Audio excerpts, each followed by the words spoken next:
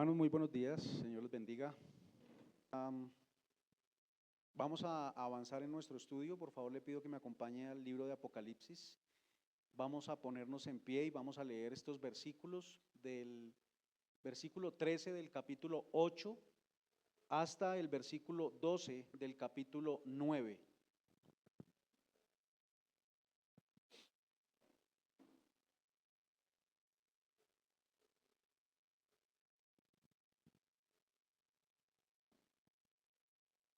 Dice la palabra del Señor así, capítulo 13, versículo 8.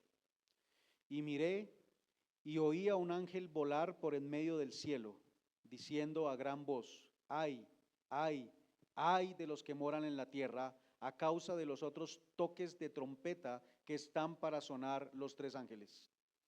El quinto ángel tocó la trompeta y vi una estrella que cayó del cielo a la tierra, y se le dio la llave del pozo del abismo. Y abrió el pozo del abismo, y subió humo del pozo como humo de un gran horno, y se oscureció el sol y el aire por el humo del pozo. Y del humo salieron langostas sobre la tierra, y se les dio poder como tiene poder los escorpiones de la tierra.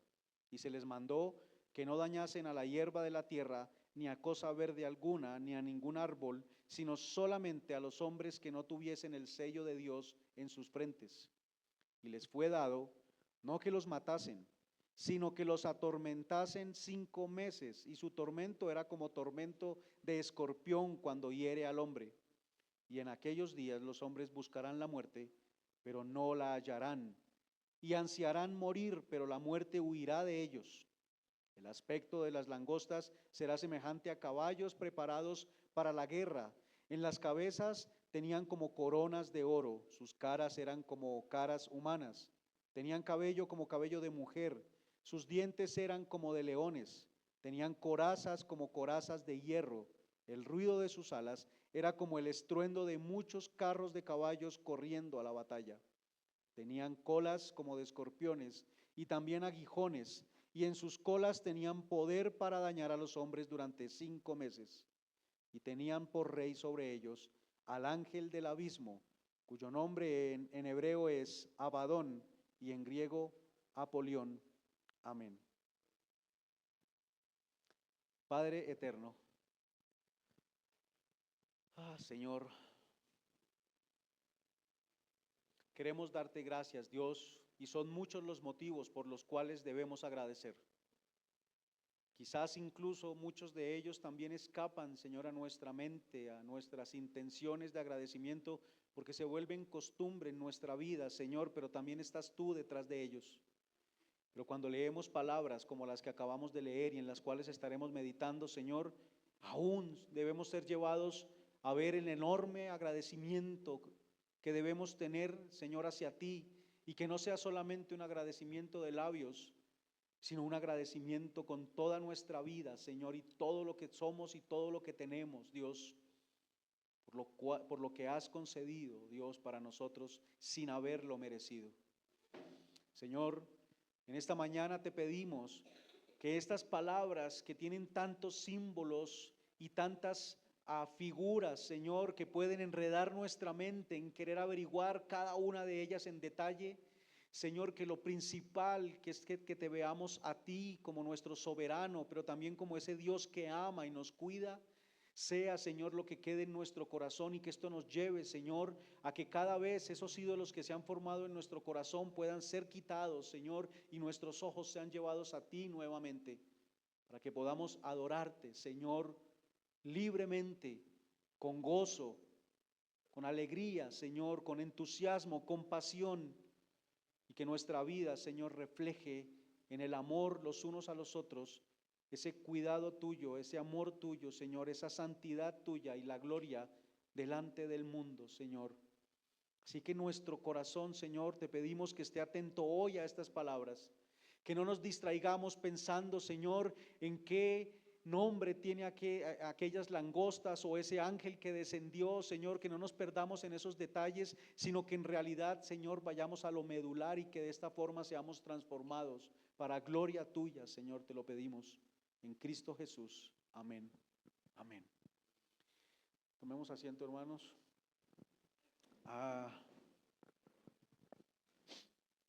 Creo que unos de los versículos que de pronto más llaman la atención a nosotros, bueno, son muchos, pero yo me imagino que para ustedes, al igual que para mí, muchas veces cuando vemos aquellos versículos en donde hombres que caminaban con Dios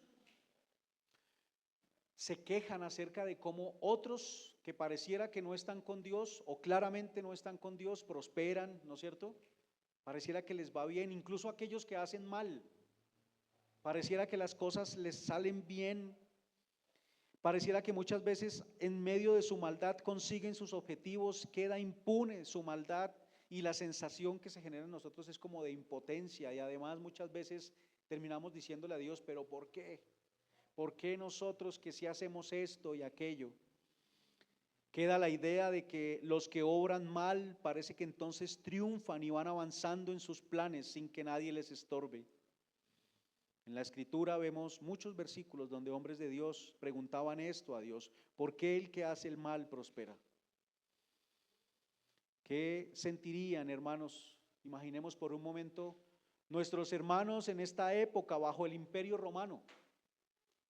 ¿Qué pensarían en toda esa presión que está ejerciendo el imperio y pareciera que ese imperio avanza y ellos están sometidos y no pueden hacer absolutamente nada y ese imperio prospera? Y por eso muchos se preguntaban o se preguntan hoy, si Dios existe, ¿por qué pasan tantas cosas malas e injustas? Porque eso pareciera que no es evitado. Cuando Cristo fue a la cruz, no me imagino qué habrán sentido aquellos que lo llevaron y lo vieron morir. ¿Qué pudieron haber pensado? Hemos triunfado, ganamos, no pudo con nosotros. Pero Dios ha usado el mal para destruir el mal, dejándole progresar, entre comillas, y lo vemos muchas veces en la Escritura. Estaba mencionando a Jesús, cómo Él es llevado a la cruz y pareciera que ha sido derrotado. O cuando vemos a José, que es vendido como esclavo, pareciera que sus hermanos triunfan, ¿verdad? Pero luego ellos son llevados al arrepentimiento. El corazón de José es llevado también al perdón. Y ellos terminan haciendo lo que José había soñado. Con Jesús el mal creía haber vencido, avanzó, prosperó en sus planes, pero Dios venció el mal con esos mismos avances de sus planes. Ya hemos visto las primeras 4 trompetas. Vimos que son avisos y advertencias de Dios. Vimos también cómo principalmente, según nos describen esos versículos, afectaba a la tierra, la cual da el sustento al hombre, y el hombre se ve afectado indirectamente. Incluso algunos murieron cuando tomaron agua que había sido amarga por esta estrella que cae y que se llama ajenjo. Esa situación ha generado problemas para el sustento del hombre y ya hemos visto cómo se ha desarrollado y cómo llegará un momento de mayor intensidad, pero acá veremos el juicio de Dios también de la misma manera, usando instrumentos que el hombre ha creado, usando los mismos instrumentos que el hombre ha ideado y en los cuales se siente prosperar para derrotar la maldad, para al menos en este escenario que vemos generar ese tormento del que ya leímos.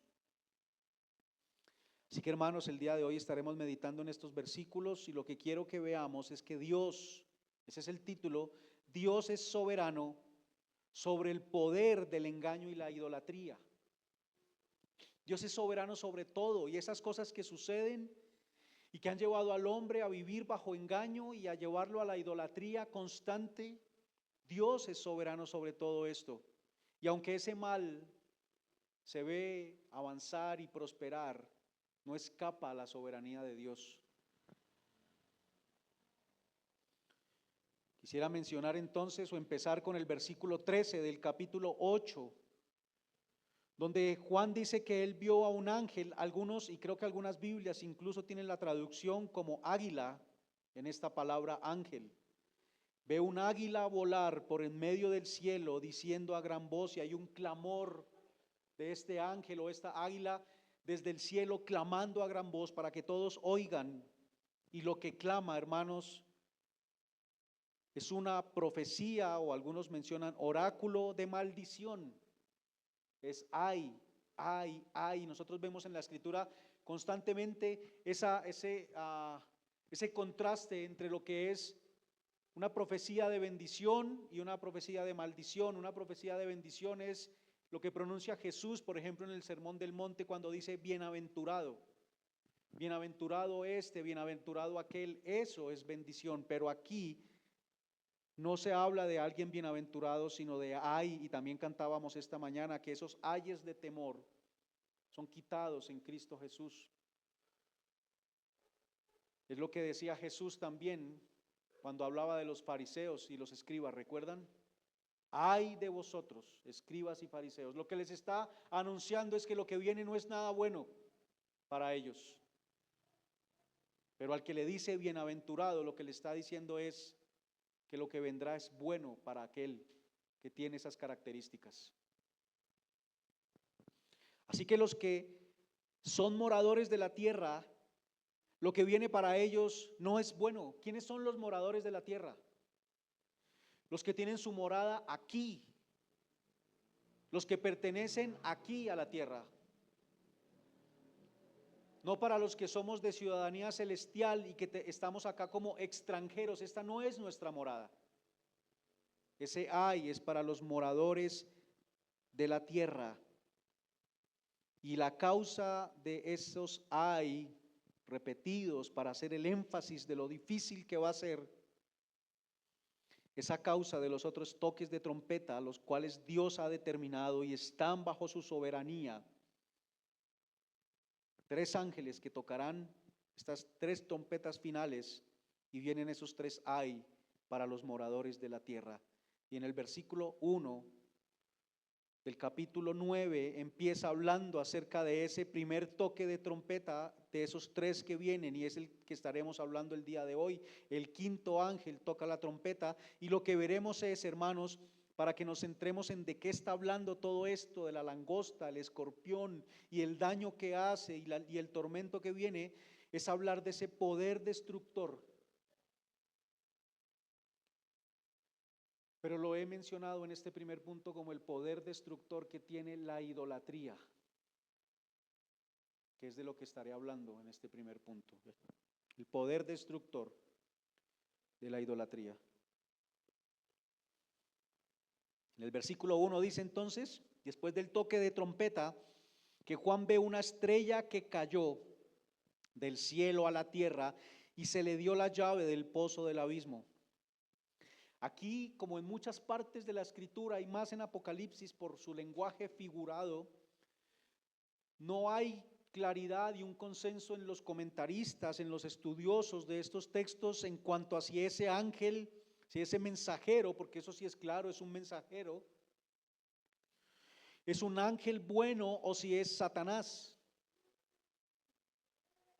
Algunos hacen referencia al capítulo 12, versículos 7 al 9, aquí mismo en Apocalipsis, que dice así: después hubo una gran batalla en el cielo, Miguel y sus ángeles luchaban contra el dragón y luchaban el dragón y sus ángeles, pero no prevalecieron ni se halló ya lugar para ellos en el cielo. ¿Para quiénes? Para el dragón y los ángeles del dragón. Y fue lanzado fuera el gran dragón, la serpiente antigua, que se llama Diablo y Satanás, el cual engaña al mundo entero. Fue arrojado a la tierra y sus ángeles fueron arrojados con él. Algunos hablan entonces y hacen esa conexión con este versículo. Yo personalmente, hermanos, me alineo con esta información por la misma manera en que la información allá en el capítulo 12 está presentada, y es que dice que este dragón engaña al mundo entero, y es de lo que estaremos hablando en el día de hoy, acerca de esta función y este accionar de estas langostas que tienen poder como de escorpiones. Tiene que ver con lo que vamos a ver en el día de hoy acá. Y además por lo que dice el versículo 11 que leímos también esta mañana en el capítulo 9, que dice que estos del pozo del abismo, esas langostas, tienen por rey sobre ellos al ángel del abismo, cuyo nombre en hebreo es Abadón y en griego Apolión. Se le menciona como el ángel del abismo, y cuando dice que este ángel cayó, a él se le dieron unas llaves, y esas llaves hablan de autoridad. Por lo tanto, este ángel pareciera que es ese mismo y es quien está arriba, a la cabeza de todos ellos. Pero también, por lo que dice en el versículo 12 del capítulo 12, donde vemos que dice allá el texto lo siguiente: por lo cual alegraos, cielos, y los que moráis en ellos. Aquí vemos esa diferencia, ¿sí ven? Está hablando a los moradores del cielo. Alegraos, moradores del cielo y los que alegraos cielos y los que moráis en ellos. Pero dice nuevamente: ay de los moradores de la tierra y del mar, porque el diablo ha descendido a vosotros con gran ira, sabiendo que tiene poco tiempo. Si vemos esa conexión, nuevamente menciona un ay, y el ay es porque ese ángel ha descendido, ese mensajero, ese ser ha bajado a la tierra, y es lo mismo que está diciendo el versículo 1 del capítulo 9. Ay, y esa estrella cae del cielo y viene a la tierra, y además dice en el 12:12 que viene con gran ira. Con gran ira, hermanos. Así que yo me alineo con que este ángel puede referirse a Satanás. En el versículo 1 y en el versículo 2 se habla allí también entonces acerca del pozo del abismo. Las lecturas de la Biblia de estos versículos pueden tener diferentes interpretaciones también en esto, pero en lo que todos coinciden, hermanos, es que el énfasis está en el poder del mal y la capacidad para oscurecer que tiene lo que sale de este pozo del abismo. O sea, esa influencia que es contraria a la voluntad de Dios, y eso es importante porque es de lo que estaremos hablando hoy: engaño, idolatría, influencia contraria a la voluntad de Dios, que oscurece y que nubla. Hoy, hermanos, esto es importante que nos llevemos esto hoy. Hace poco escuchaba a algunos hermanos hablar acerca de lo que es pecado y lo que no es pecado. Hermanos, todo lo que venga influenciado por algo que no es Dios, que no busca su gloria, que no proviene de fe, ¿qué dice la Escritura? Que eso es pecado. Una misma acción que pudiera ser no pecaminosa se vuelve pecado cuando no proviene de fe, cuando no busca la gloria de Dios. La misma acción.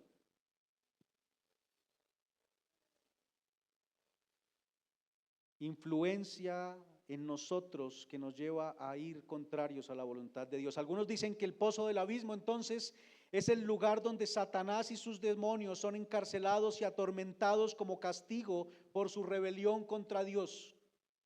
Toman versículos como los de Judas o una de las cartas de Pedro también. También se le conoce en la Escritura o se le menciona como simplemente el abismo. Y hermanos, es interesante ver, le pido que me acompañe y si lo podemos poner en las pantallas, en Lucas capítulo 8. Vamos a leer allí un versículo bastante interesante cuando vemos al endemoniado gadareno en el versículo 28 y el versículo 31. Dice el versículo 28, cuando viene Jesús y se encuentra con este hombre, que este hombre al ver a Jesús lanzó un gran grito y postrándose a sus pies exclamó a gran voz: ¿qué tienes conmigo, Jesús, Hijo del Altísimo? Te ruego que no me atormentes. Pero en el versículo 31 dice algo interesante: y le rogaban que no los mandase ir ¿a dónde? Al abismo. Por eso también entonces vemos que es el lugar, y quien tiene autoridad para enviar a los demonios a este lugar, ¿quién es? Jesús. Por eso entonces algunos mencionan que este lugar es el lugar allá donde son enviados los demonios, y estos de Lucas 8 no quieren ser enviados al abismo. Por último, solo mencionar, hermanos, que la simbología del abismo en Apocalipsis representa la profundidad de la maldad y la gravedad de sus consecuencias. En el versículo 2 entonces se menciona que ese pozo del abismo es abierto y que sale de ese pozo como un humo, y que es el humo como de un gran horno, que es interesante que también es el humo que veían cuando Sodoma y Gomorra fueron destruidas por los ángeles o por Dios. Dice que ellos miraron a donde estaba la ciudad y salía un gran humo como un humo de un gran horno. Y eso habla de juicio. Es un humo que oscurece el sol y el aire. No hay claridad, hay oscuridad, no hay sabiduría, no hay luz aquí, porque todo es oscurecido por este gran humo. Tapa el sol y tapa el aire, dice allí.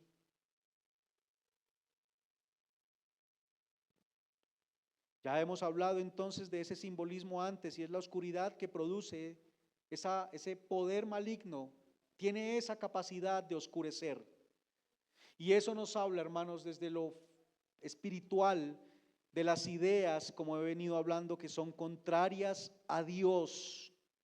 Y eso afianza la idea del pozo del abismo en cuanto a esa influencia que se opone a Dios. Ideas que todas juntas son como un gran humo que oscurece la tierra, que no nos dejan dar con claridad. ¿Y qué sale del humo? ¿Qué dice allí en el versículo 3? Del humo salieron esas langostas sobre la tierra. Así que en ese humo lo que podemos ver también es una nube de estos insectos. Ustedes no sé si han visto videos que muestran de cómo llegan estos insectos a devorar las cosechas, y son tantos que pueden alcanzar kilómetros, tapan el sol, tapan el aire y vienen y consumen las cosechas en un momento y acaban con el sustento del hombre. Son unos insectos totalmente destructivos y salen de ese humo y van a la tierra. Y hermanos, quiero seguir entonces mencionando que si estamos hablando de que ese pozo del abismo es toda esa influencia del mal, entonces estas son esas ideas engañosas, como la idea que plantó la serpiente en el corazón de Eva y no la dejó ver con claridad. Después de haber implantado esa idea engañosa, no le permite ver con claridad a Eva. Cuando leemos Joel en el capítulo 1, habla de la oruga, del saltón, del revoltón y de la langosta por último. Pero no son insectos diferentes, son las etapas del desarrollo de la langosta. Esos que se mencionan ahí, empieza con una oruga, saltón, revoltón y termina con la langosta. Es un proceso. Son animales devastadores sobre las cosechas. Y eso también nos habla de lo que hemos venido hablando, hermanos, y es de la progresión de estos juicios de Dios.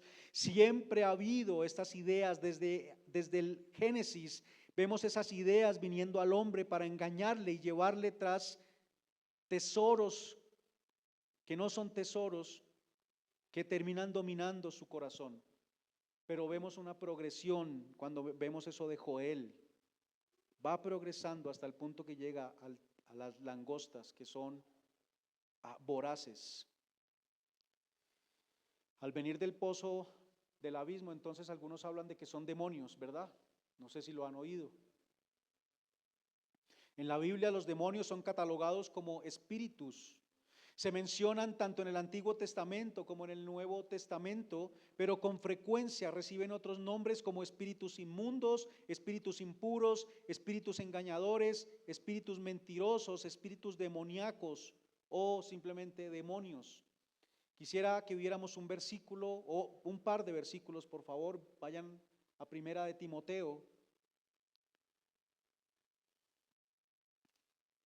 Y vamos a ver en el capítulo 4, el versículo 1. Dice allá la escritura: pero el Espíritu dice claramente que en los postreros tiempos algunos apostatarán de la fe, escuchando ¿qué? Espíritus engañadores y a doctrinas de demonios. Entonces podemos ver que sí tiene una relación el tema de los espíritus engañadores y doctrinas de demonios con ideas que el hombre trae o que viene a nuestro corazón y termina dominando nuestro corazón, nuestra voluntad, nuestros sentimientos. nuestras emociones. Pero acompáñeme también a Primera de Juan, en el capítulo 4, y también veremos el versículo 1.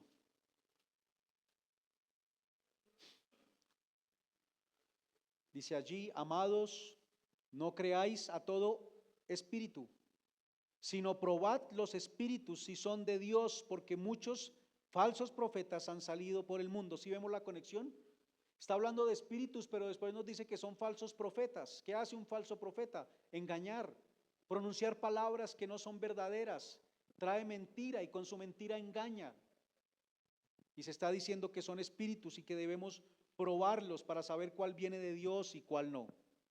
Así que, hermanos, viendo estos versículos estamos viendo esa conexión. Si se está hablando de demonios acá en el pozo del abismo, pues esos demonios están directamente relacionados con el engaño, la mentira que viene al hombre para llevarlo tras ese engaño. Y son enemigos feroces que atormentan. Cuando nosotros vemos endemoniados que el Señor Jesús atendió, ¿no es cierto?, en su caminar aquí en la tierra, como en Lucas 6:18 o en Mateo 8:6 o ese de Lucas 8 que ya vimos, habla de que son personas que están bajo tormento por estos demonios. Directamente dice allí que el demonio o el que los tenía poseídos los atormentaba. Y sí, hermanos, creo que debemos verlo de esta manera. Uno ve en la escritura y no puede pensar en otra cosa que una posesión, definitivamente. Estos hombres hacían cosas que no las hacían naturalmente, sino por esa posesión que tenían. Pero hoy yo lo veo más como una posesión de nosotros, no de esa manera, sino con esas ideas que terminan dominando nuestra mente, nuestras emociones y nuestra voluntad. Por eso acá la relación que tienen también de estas langostas y el poder que tienen no es el poder simplemente devastador de la langosta, sino que se les da un poder como de ¿qué? Como de escorpiones, y de hacer daño a los hombres como hace daño un escorpión. En el versículo 3 dice que después del punto y coma, y se les dio poder como tienen poder los escorpiones de la tierra. Y en el versículo 10 dice que tenían colas como de escorpiones y también aguijones, y que sus colas tenían poder para dañar a los hombres durante 5 meses. Son entonces estas langostas, hermanos, pero que se les es dado un poder como de escorpiones y colas como de escorpiones con aguijones, que atormentan al hombre y que le dañan. Escorpiones que en la escritura tienen símbolo del mal, como podemos ver en Ezequiel capítulo 2, versículo 6. O como lo podemos ver en Lucas 10 nuevamente, hermanos. Discúlpenme ir a tantos versículos, pero me parece importante que podamos ver estas relaciones en la escritura para que veamos de qué estamos hablando. En Lucas 10, cuando ellos llegan, ¿recuerdan? Cuando ellos llegan, los discípulos que son enviados llegan, se sorprenden y están contentos porque hasta los demonios se sujetan a ellos, ¿no es cierto? Y Jesús les dice que Él les ha dado, versículo 19 del capítulo 10, he aquí os doy potestad de hollar ¿qué? Serpientes y escorpiones y sobre toda fuerza del enemigo y nada os dañará. Lo mismo que vemos en Marcos 16, ¿verdad? Que algunos han utilizado esos versículos y han hecho cosas con serpientes y han terminado mordidos por la serpiente y han terminado muertos, porque malinterpretan lo que está diciendo el texto allí. Cuando Jesús les dice que Él les dio poder para hollar serpientes y escorpiones, está hablando de lo que estamos viendo acá. Él les da poder para que con la verdad puedan pisotear el engaño y la mentira que traen estos que son mencionados acá como escorpiones. Tienen ese poder, hermanos. Un escorpión pica con su cola, con su aguijón, y el veneno entra en el hombre y va comiendo por dentro, va llenando o va transcurriendo ese veneno por todo el cuerpo y va destruyendo. Pican y el veneno se va esparciendo por todo el cuerpo del hombre. Así es el engaño, hermanos. Cuando viene una idea a nosotros y logra entrar en nuestro corazón, termina invadiéndonos poco a poco y va tomando dominio de todo en nosotros. Y Jesús les dice a los discípulos que Él les da poder para hollarlos. Es poder para combatirlos y ese poder es con la verdad, hermanos. Así que son langostas que pueden devastar, pero tienen poder como de escorpión para entrar con ese veneno y llenar todo nuestro ser, hermanos. Por eso habla del aspecto de ellas. En el versículo 7 dice que el aspecto de las langostas era semejante a caballos preparados para la guerra. Y esto lo hemos mencionado varias veces. Nosotros estamos en una guerra. ¿Y cuál es esa guerra? ¿Cuál es la guerra espiritual que tenemos? La guerra espiritual es de la verdad contra la mentira. Esa es la guerra que tenemos, hermanos. ¿Cómo combatimos y cómo se hollan estos escorpiones? Con la verdad únicamente. Pero estos están listos para la batalla, son como caballos preparados para la guerra. Eso habla de su rapidez y de su fuerza. En el versículo 9 dice que tenían corazas, también hablando de que están listos para la guerra, como corazas de hierro, y eso habla de su fuerza. Al ser atacados pueden ser invencibles con los razonamientos del hombre, pero con la verdad estos son vencidos. Habla de que el hombre no tiene cómo defenderse por su naturaleza pecaminosa, porque cada uno es tentado de su propia concupiscencia. Solamente con la verdad podemos nosotros defendernos de estos que se están mencionando aquí. Por eso también dice que en su cabeza tenían coronas como coronas de oro en el versículo 8, y eso habla de la victoria que pueden conseguir.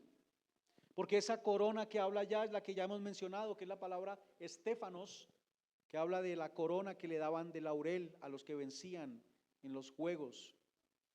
Y sus dientes como de leones, y eso habla de su fiereza y su potencia. Están completamente equipados para la guerra. ¿De qué manera entonces ellos hacen lo que hacen? Sus caras son como caras humanas, y eso habla de la inteligencia que también tienen. Habla de las ideas que son transmitidas por hombres y que nosotros al verla transmitida por otro hombre se ve como una idea amigable. Ya leímos primera de Timoteo 4 y primera de Juan 4, ya la relación con el engaño y esos espíritus engañadores está directamente relacionada con hombres que llevan ideas engañosas.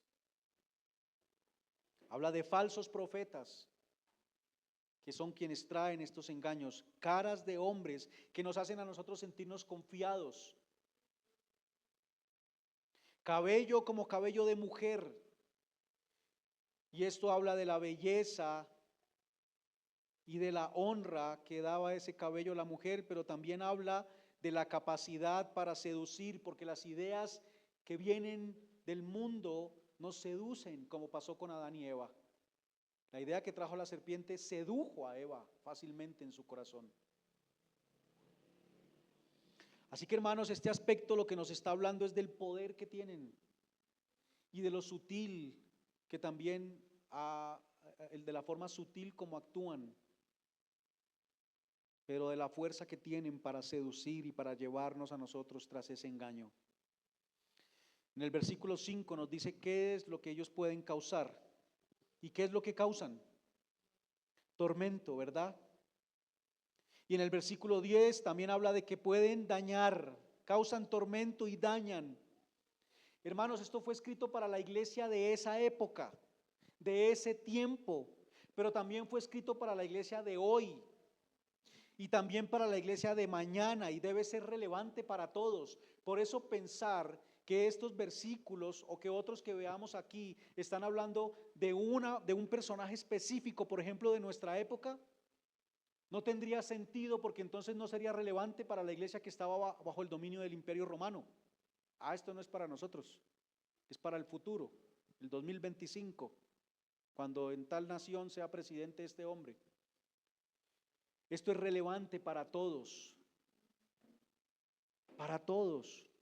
Por eso no se puede interpretar con aspectos solo de hoy o del futuro. Por eso no nos podemos enredar en pensar en personajes de nuestro tiempo y cosas de nuestro tiempo como cosas específicas a las cuales esos elementos señalaban, porque entonces sería completamente irrelevante para los de esa época y no les traería esperanza.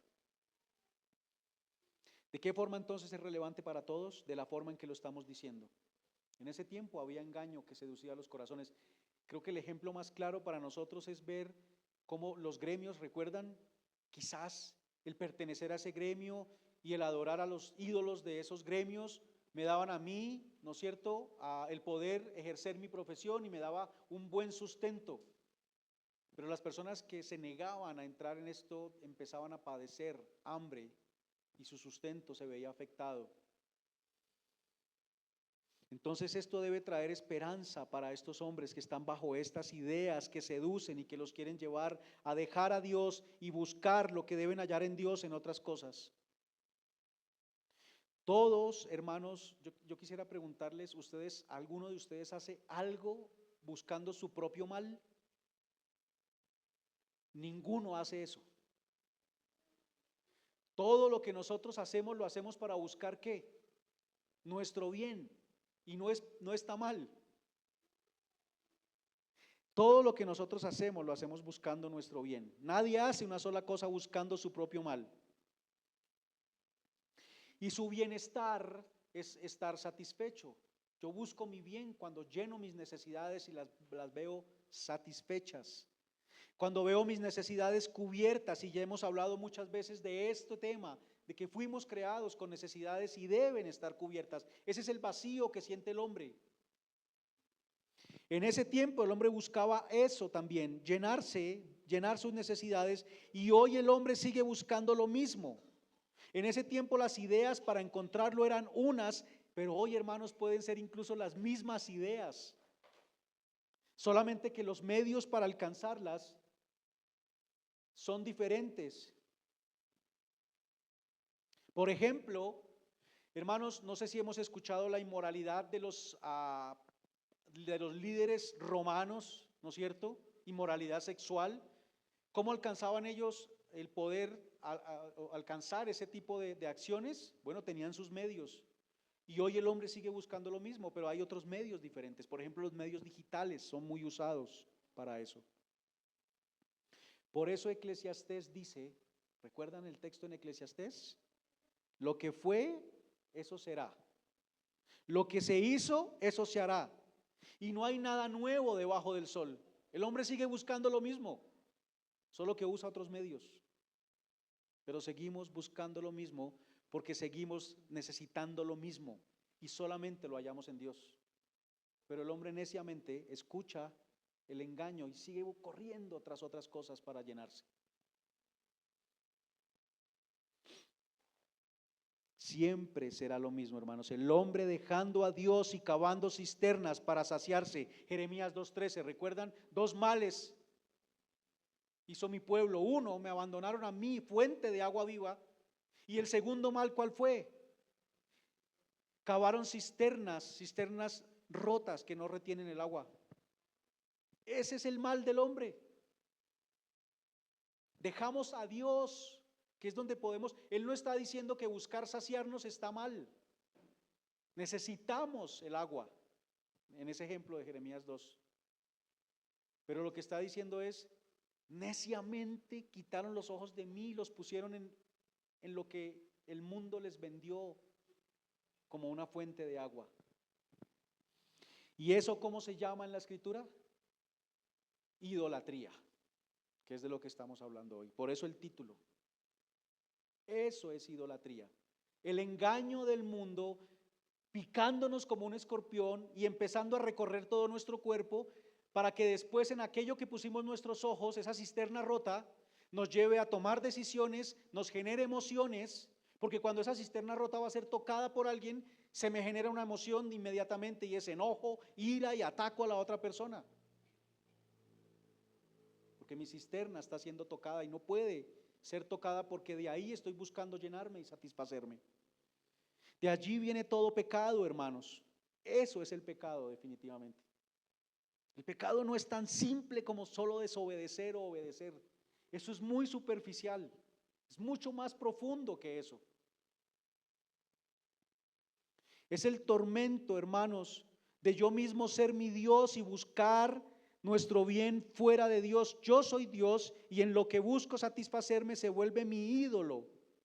Y eso termina dominando mi alma, mi vida.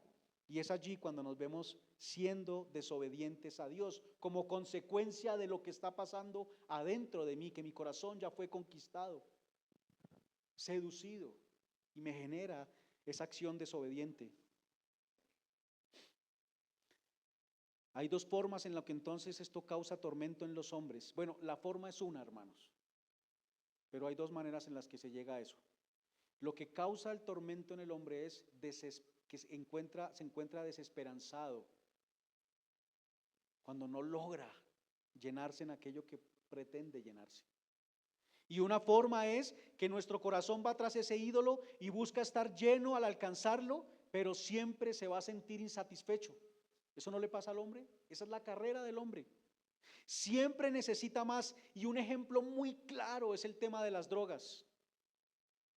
Aquel que consume cada vez va a necesitar más y necesita más, y llega un momento en que se ve porque no está satisfecho y necesita más y más y mayor fuerza y se ve atormentado, hermanos. Eso no es una vida de tormento. He visto fotos, le he mostrado a mi hija esas fotos de algunas personas que fueron famosas, modelos, por ejemplo, espectaculares, todas las revistas las querían contratar y ahora están viviendo en la calle.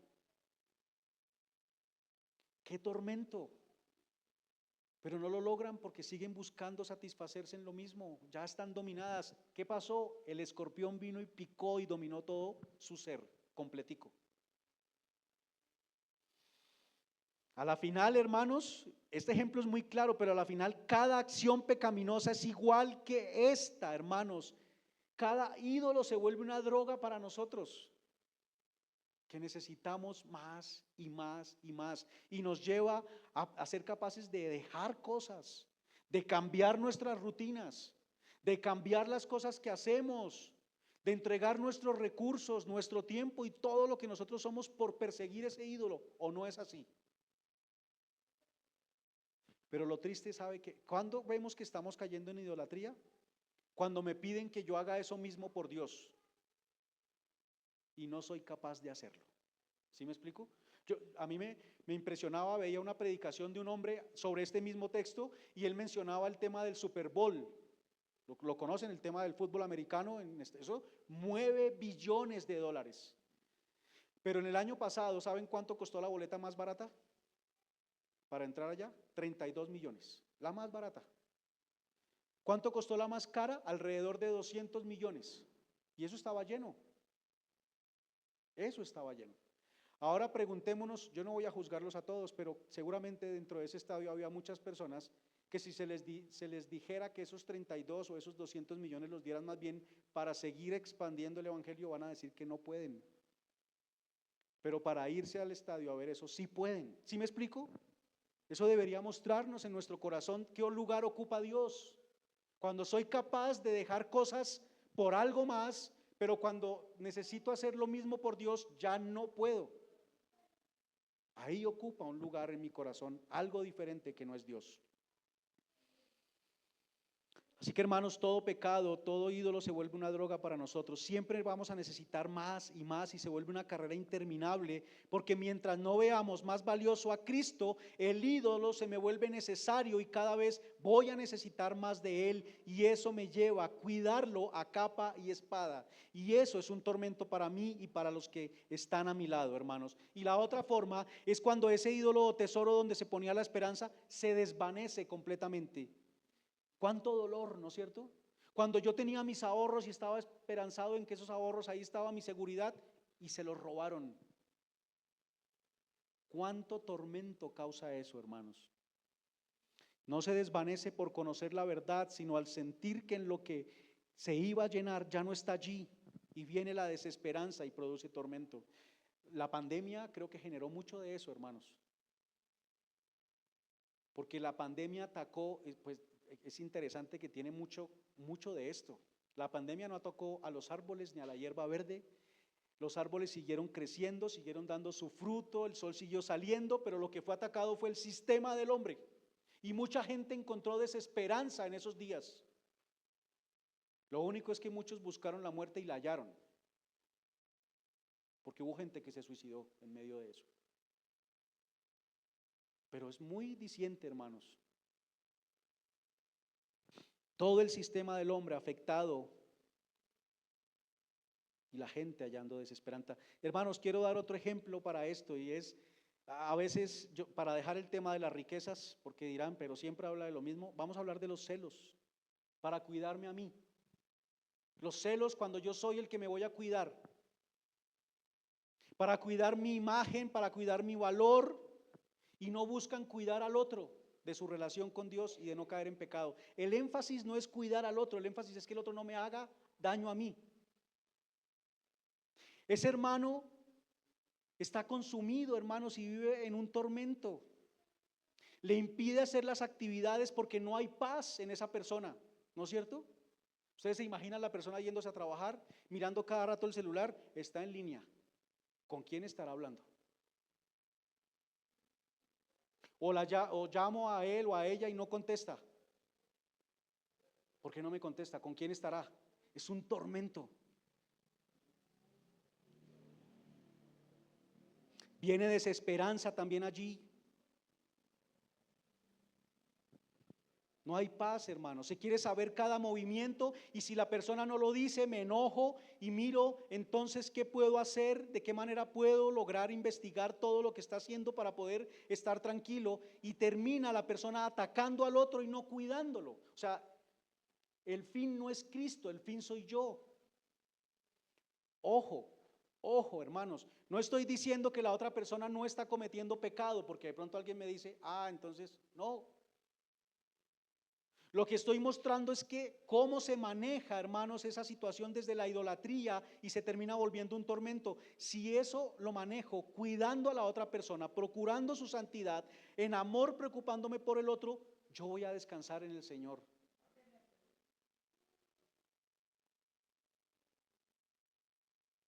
Quizás pueda haber dolor por el pecado del otro, pero ya no va a haber ese tormento, porque ese tormento viene de estar centrado en mí. En sí, hermanos, cada acción pecaminosa tiene como base la idolatría, donde hay dos ídolos. Yo soy un ídolo y el medio para satisfacerme también es un ídolo. Y la idolatría consume y atormenta, hermanos. ¿Cuánta destrucción causa el engaño?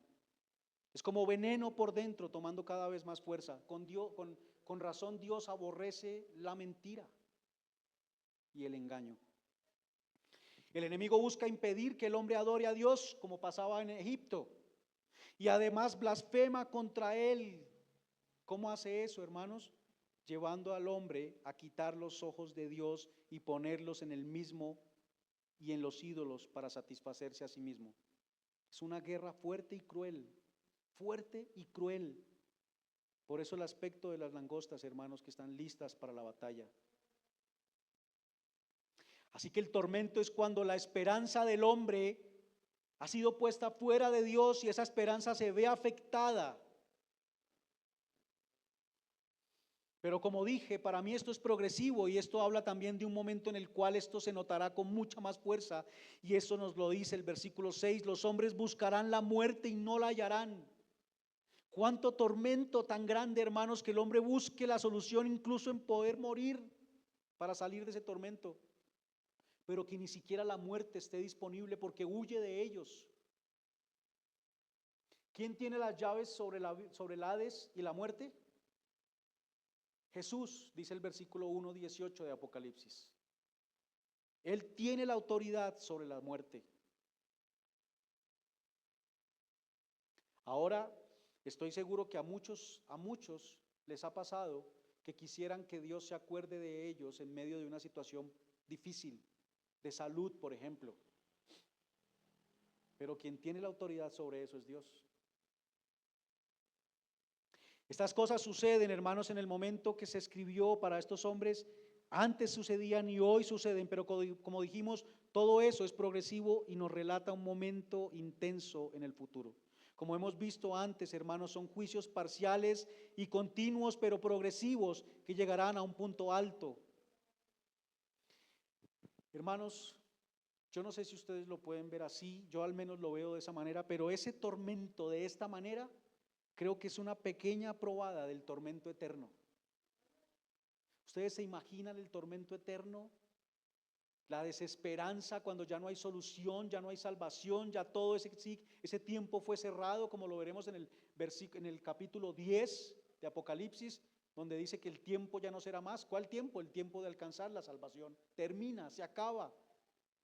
Cuánta desesperanza estar apartado de Dios, siendo consciente de su problema y ya no encontrar esperanza en nada. Es una pequeña probada. Y la razón de que es una pequeña probada de esto, hermanos, es que Dios no ha perdido el control.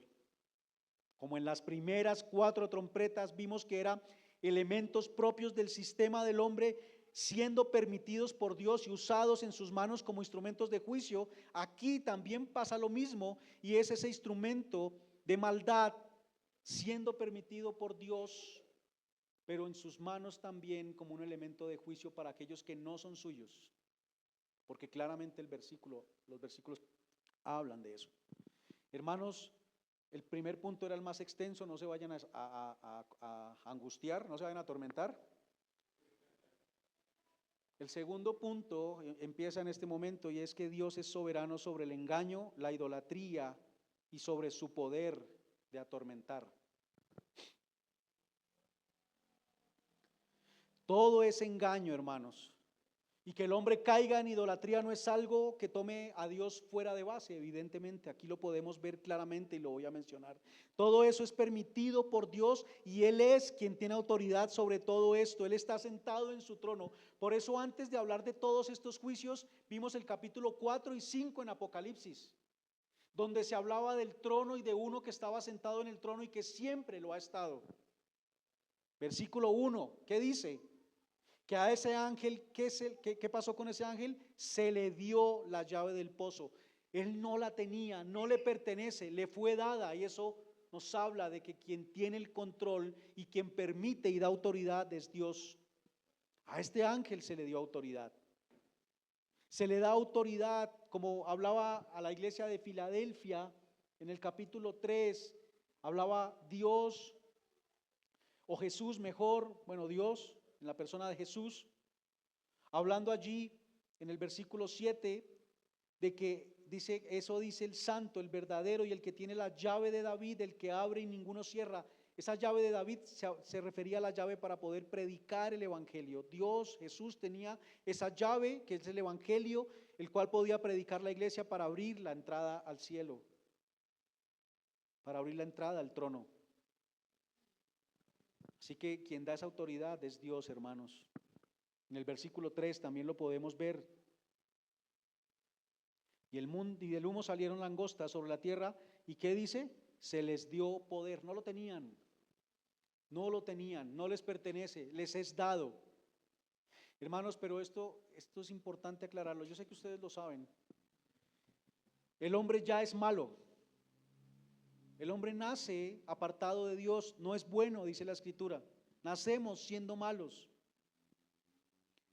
Y me quiero iniciar para esto, para esta explicación con eso, aclarando que nosotros nacemos siendo malos.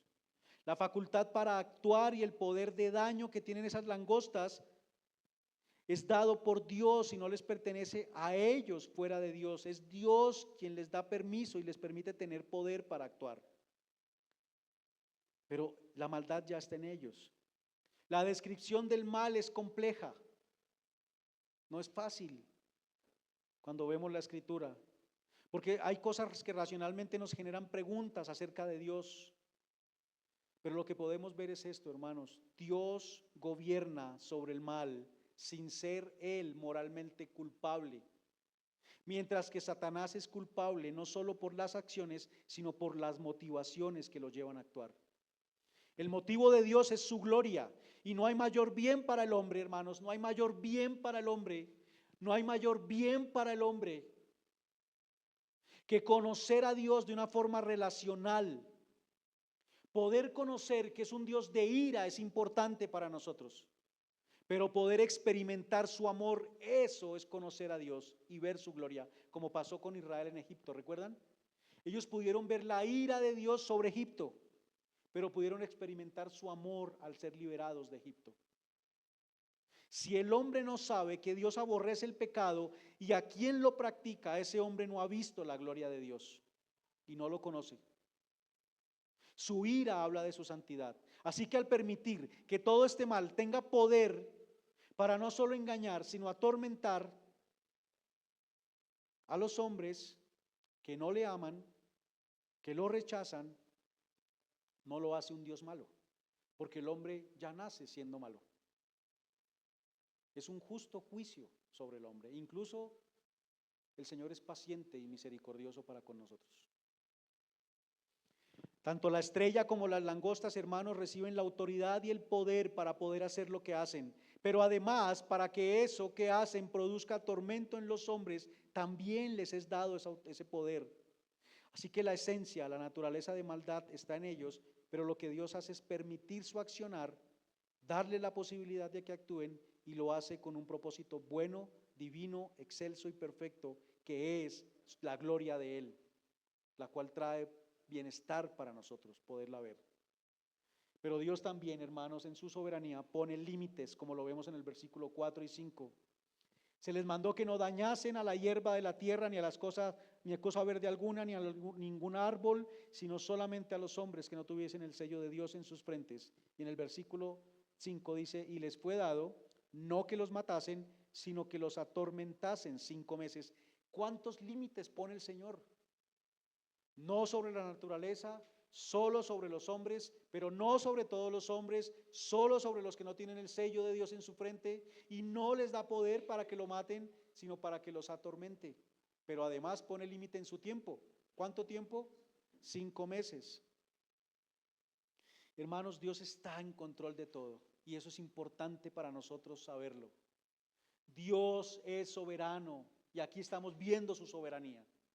Usted está siendo atormentado, no hablemos de eso porque es solamente para los que no son sellados en su frente, pero usted por alguna razón está cayendo bajo engaño, está siguiendo algún ídolo. Hermanos, Dios tiene el control también sobre esas cosas. Para nosotros no es con este fin, para nosotros, hermanos, es para llevarnos a santificación.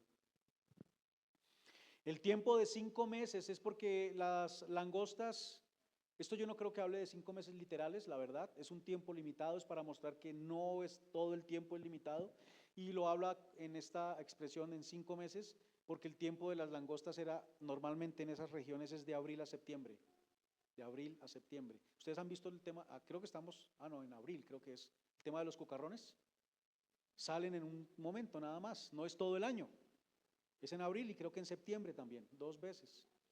Eso pasa con estas langostas, es de abril a septiembre, ese es el tiempo de ellas. Así que por eso habla de 5 meses y nos habla de un tiempo limitado. Bien, hermanos, tercer punto, Dios cuida a los suyos de ese poder, y esto es lo que tenemos que tener hoy claro, hermanos, y esta es la esperanza para nosotros.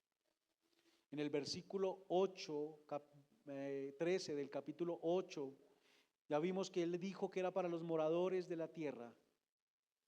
Ahí también vemos su soberanía, solo atormenta a aquellos que no son de Dios. El creyente se ve afectado, hermanos, pero el tormento y daño es solo para el impío. Ya vimos, ¿cuál es el tormento? Quedarse sin esperanza. ¿Un creyente se puede quedar sin esperanza? No, porque su esperanza no está en esas cosas. Quizás le genera algo de dolor, quizás le genera algo de preocupación, pero no lo lleva a la desesperanza, porque nuestra esperanza está en Cristo. Por eso para los impíos durante la pandemia fue un tiempo de bastante angustia, porque su esperanza se estaba desvaneciendo. Pero para un creyente no, porque nuestra esperanza está en Cristo. Solo para los moradores de la tierra, quienes no tienen el sello de Dios, quienes no le pertenecen. Quisiera mencionar solamente unos versículos rápidamente para que veamos que los moradores de la tierra se refiere a los que pertenecen acá, no son de la ciudadanía celestial, ya vimos el 12:12, pero el 11:10 dice, y los moradores de la tierra se regocijarán sobre ellos y se alegrarán y se enviarán regalos unos a otros, porque estos dos profetas habían atormentado a los moradores de la tierra. Está hablando de los dos profetas de Dios, dos siervos de Dios que habían muerto, ¿recuerdan en el capítulo 11? Y los moradores de la tierra son los que se alegran de esto. Pero también en el 12:12 lo vimos, y en el 13:8 dice lo siguiente: y la adorarán, ¿a quién? A la bestia, todos los moradores de la tierra cuyos nombres no estaban escritos en el libro de la vida del Cordero. ¿Quiénes adorarán? Los moradores de la tierra. ¿Quiénes son? Los que no están escritos en el libro de la vida del Cordero. Hermanos, el engañador trae engaño aún a los creyentes, eso es evidente, pero no podrá afectarnos de tal manera que vivamos dominados por el engaño, uno, pero tampoco nos podrá afectar de una manera en que quedemos sin esperanza. Él ya ha puesto la verdad en nosotros. Él nos ha dado autoridad para poder hollar el engaño. Y eso no puede ser quitado, hermanos. La verdad no será quitada de nosotros. Nunca será quitada de nosotros. El Espíritu Santo mora en nosotros y no va a ser quitado. Ese Espíritu nos va llenando de la verdad de Dios. Hermanos, incluso, como mencioné en Marcos 16, incluso podemos oír el engaño y no ser dañados por él, ser protegidos por la verdad. Solo para el impío causa ese daño del que estamos hablando. A nosotros no nos lleva a ese tormento de desesperanza, porque la verdad mora en nosotros, hermanos. Por eso cada vez nuestros pensamientos, sentimientos, palabras y acciones deben ser cada vez más conformes a la verdad. Ayer el hermano Ramiro compartía un video en el grupo de hombres y decía, ese video hablaba de hombres que vivieron bajo situaciones difíciles como la de la pandemia, por ejemplo la peste negra, y cómo ellos escribían unos temas allí donde, aunque había un gran sufrimiento, incluso para ellos que también se contagiaron, no había desesperanza. No había desesperanza. Porque nosotros tenemos la verdad en nosotros, hermanos. La caída del sistema del hombre no puede generar ese tormento que sí generan los que no son de Dios. El poder que tiene entonces este escorpión es de engañar de tal forma que su esperanza solamente está puesta en las cosas del mundo. Por otro lado, hermanos, es que este engaño no nos puede llevar a la condenación eterna porque nosotros ya hemos sido salvos en Cristo. Porque ahora tenemos la capacidad de amar la luz. El que no cree ama la oscuridad. La prefiere para que sus obras no sean conocidas. Veamos otro versículo, hermanos, discúlpenme. Primera de Juan, capítulo 5, versículos 18 al 21. Dice la palabra del Señor así: sabemos que todo aquel que ha nacido de Dios no practica el pecado, pues aquel que fue engendrado por Dios le guarda y el maligno no le toca. Sabemos que somos de Dios y el mundo entero está bajo el maligno, pero sabemos que el Hijo de Dios ha venido y nos ha dado entendimiento para conocer al que es verdadero, y estamos en el verdadero, en su Hijo Jesucristo. Este es el verdadero Dios y la vida eterna. Hijitos, guardaos de los ídolos. Amén. ¿Tiene relación estos versículos con lo que estamos hablando? Totalmente, hermanos. La idolatría en la que el mundo cae y persigue. Pero Él nos dice que para nosotros ya vino Cristo y nos dio entendimiento para que estemos en la verdad y en el verdadero que es Él. Por eso para nosotros este problema ya no está allí, hermanos. No tener el sello de Dios es vivir siendo guiado por nuestros deseos carnales, siguiendo nuestros ídolos que parecen llenarnos, satisfacernos, pero que son un veneno y que se distribuye por todo nuestro ser, afectando todo lo que somos. Pero los ídolos no son nada, dice la Escritura, ante el poder de Dios, como en Egipto. Y quien vive para ellos, hermanos, no tiene el sello de Dios. Encontrará desesperanza, tormento. Por eso el versículo 11 de aquí de Apocalipsis 9 dice que el rey de ellos es El ángel del abismo, cuyo nombre en hebreo es Abadón y en griego Apolión, y ese nombre significa destructor en ambos casos, o destrucción.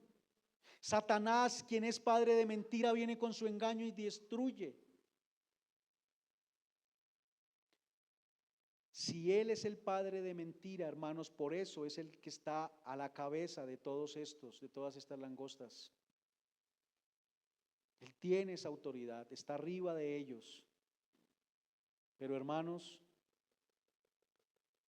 para nosotros, para el que no tiene el sello de Dios, su rey, ¿quién es? El destructor, el engañador. Para el que está en Dios, nuestro rey, ¿quién es? El Salvador, el verdadero. Lo contrario, es diferente, hermanos. Mientras el rey de las langostas es destrucción por el engaño, el nuestro es salvación y es por la verdad. Quien pone su confianza y su esperanza en lo que el mundo dice y en sus ideas será avergonzado y atormentado, pero quien confía en Cristo no será avergonzado. Nuestra vida está escondida con Cristo en Dios, dice Colosenses, y cuando Cristo, que es nuestra vida, se manifieste, nosotros seremos manifestados con Él en gloria. Tener su sello, hermanos, es haber creído en Cristo como Señor y Salvador. Ser guiado por Él es crecer en el conocimiento de Dios y que Cristo se ha formado en nosotros de tal forma que nuestro ser ya no viva dominado por el engaño, sino que la verdad forme cada vez más o tome cada vez más control nuestro. Por eso necesitamos su palabra, hermanos, y por eso debemos enseñarla. Por eso, padres, enseñen la palabra a sus hijos, porque es la forma como ustedes los protegen del engaño. No encerrándolos en su casa para que no vayan afuera. No es la forma.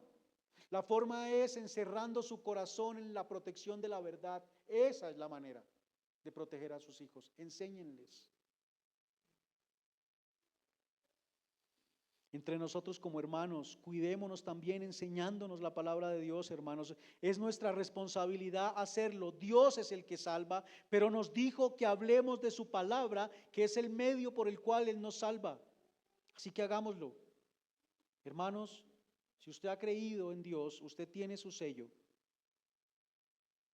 Y no es para nosotros este juicio y estos hay, porque para nosotros lo que hay es bienaventuranza.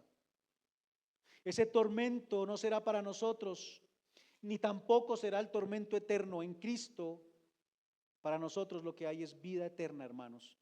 Así que si alguno no ha creído, hermano, el llamado es a que crea en Jesús, porque lo que viene es difícil y lo anuncian estos ángeles. Vienen los ay de esos toques de trompeta. Viene maldición para ellos. Y solo en Cristo, como pasó con Israel, solo en la tierra de Gosén no llegaron las langostas a comer y a consumir. Solo en Cristo, hermanos, podemos estar cuidados y protegidos de esto.